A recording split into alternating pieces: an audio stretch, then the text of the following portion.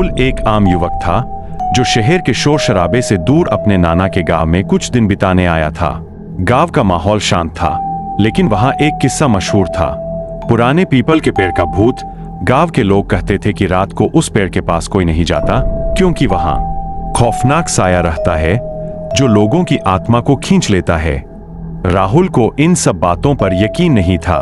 उसने सोचा कि ये सिर्फ गांव के बुजुर्गों की बनाई हुई कहानियां हैं। एक रात उसकी जिज्ञासा इतनी बढ़ गई कि उसने उस पीपल के पेड़ के पास जाने का फैसला किया। उसकी नानी ने उसे रोका, लेकिन राहुल ने हंसते हुए उनकी बात टाल दी। रात के करीब 11 बजे राहुल अपने फोन की टॉर्च लेकर पीपल के पेड़ की ओर निकल पड़ा। रास्ता सुनसान था और पेड़ के पास पहुंचते ही हवा अचानक ठंडी हो गई।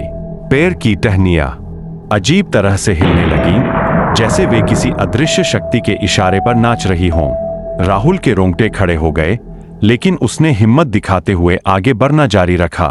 जैसे ही वह पेड़ के पास पहुंचा, उसे लगा कि किसी ने उसके कंधे पर हाथ रखा। उसने मुड़कर देखा, लेकिन कोई नहीं था। अब उसका दिल तेजी से धड़कने लगा।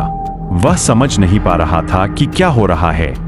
तभी पेड़ के पीछे से एक छाया में आकृति दिखाई दी, जिसकी आंखें जलती हुई अंगारे जैसी चमक रही थीं। उस आकृति ने धीरे धीरे राहुल की ओर कदम बढ़ाना शुरू किया। राहुल की टॉर्च अचानक बंद हो गई और वह घबराकर पीछे हटने लगा।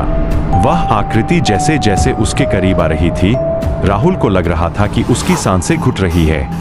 उसके कानों में किसी की धीमी और खौफनाक हंसी गूंजने लगी।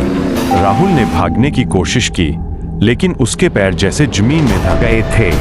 वह हिल नहीं पा रहा था। तभी आकृति ने राहुल के चेहरे के करीब आकर कहा, तुमने मेरी नींद तोड़ी है, अब तुम्हारी आत्मा हमेशा के लिए मेरी होगी।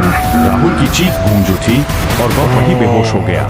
अगली सुबह गांव वाले उसे पीपल के पेड़ के पास बेसुध हालत में मिले। जब उसने अपनी आंखें खोली तो उसकी जुबान बंद हो चुकी थी और वह कभी कुछ बोल नहीं पाया।